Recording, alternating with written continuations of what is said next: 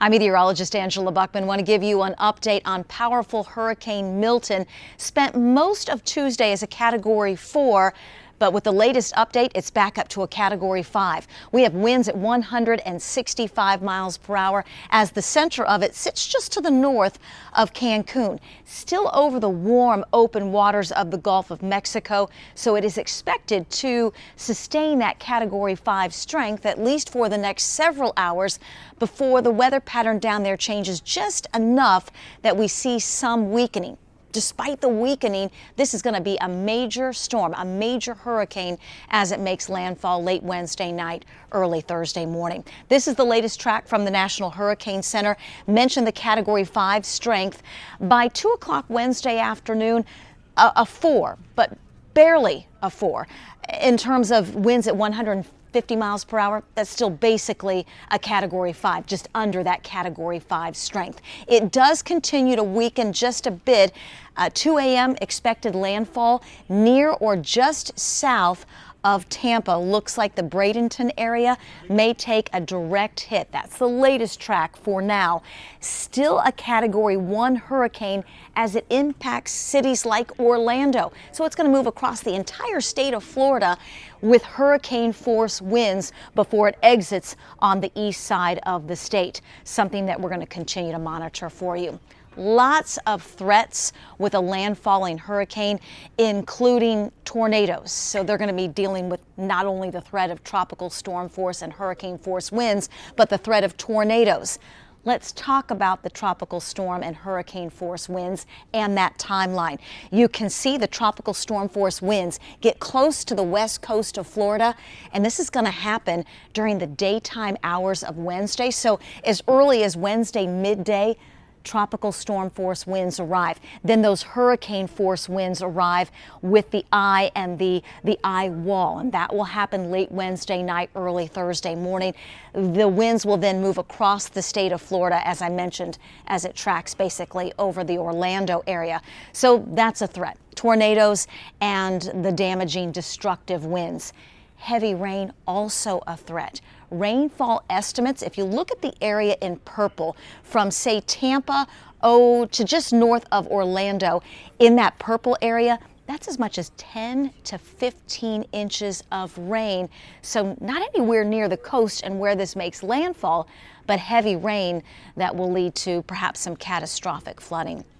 Speaking of catastrophic, oftentimes most of the damage comes with this wall of water that we call a storm surge. In a low end or weaker storm, you can see the wall of water much smaller, doesn't really come inland.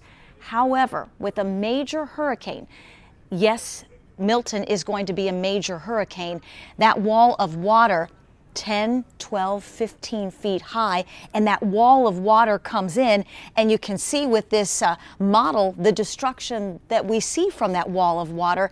Anything in its path is really taken down. So destruction and loss of life, oftentimes we see most of that with the storm surge.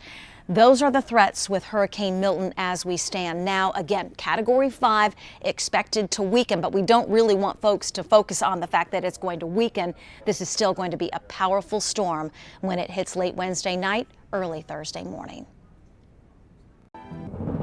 Hurricane Milton is a monster hurricane right now, and Angela's got some new information as it makes its way toward Florida. Yes, and it's getting closer and closer, sitting now just northeast of Cancun, but about 24 hours from landfall.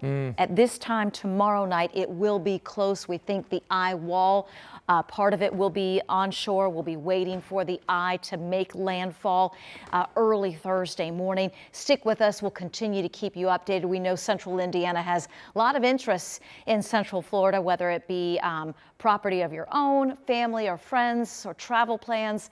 It is still a Category 5 with winds at 160 miles per hour. It is picking up a little bit of forward speed now, moving northeast at 12 miles per hour. Future track 13. I'm going to start this at 8 o'clock tomorrow morning.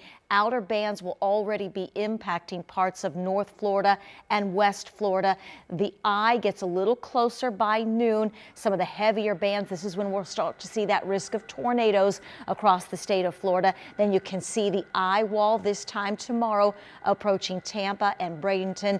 It will then make landfall and still as a Category 1 impact cities like Orlando at 8 o'clock on Thursday morning before the storm then exits the state of Florida.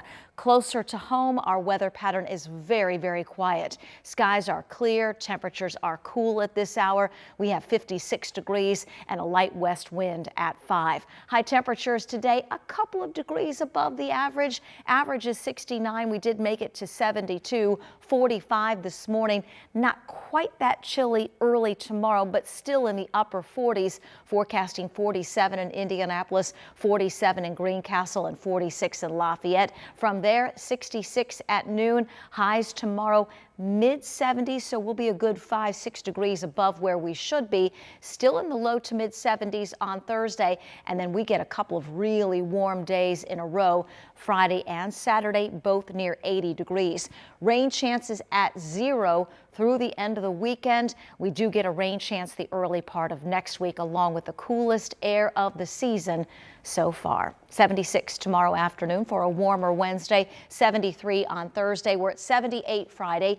80, that is very warm for October on Saturday afternoon. Breezy, and we start to turn cooler on Sunday. A few showers. We're talking highs in the 50s early next week and 30s for lows Tuesday morning. Yep, it's going to feel like fall next week. Thanks so much, Angela. And if you'd like to help the people impacted by these hurricanes, text Red Cross to this number. That way you can make a $10 donation. That money will enable the American Red Cross Indiana region to prepare for and respond to these kinds of disasters.